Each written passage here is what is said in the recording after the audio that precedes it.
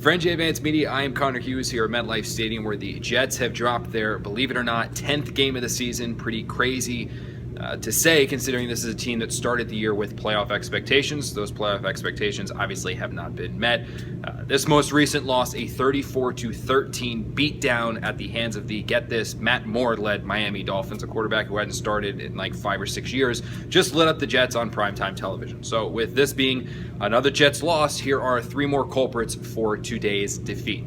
At culprit number 3, we're going to go with Jets receiver Brandon Marshall. Now, this has been a disappointing season for all intents and purposes for Marshall. He has not been good. He's nearing career lows in most statistical categories, but today it was probably his worst outing because of the drops. I mean, he dropped balls left, right, and sideways, balls he should have, balls he probably should have had in his prime. Maybe those difficult catches, which normal guys don't make, but he usually does. Just a bad outing for Brandon Marshall, and a day when a young quarterback needed some help. Marshall's got to step up and make those plays. At culprit number 2 for this loss, we're going to go with an obvious one. It's the Jets' offensive line. Just a putrid play by this team. I think it was only 3 sacks or 3 recorded sacks on Bryce Petty, but he was under pressure all day. I mean, guys were running wide open on the quarterback, pressuring him left, right, up the middle. Just a horrid day from this front. And I know Todd Bowles said after the game that some of those protection miscues are on Petty. Well, they're not all on Petty. A decent amount of them fall on the offensive line as well. So a horrid day from those guys up front. And the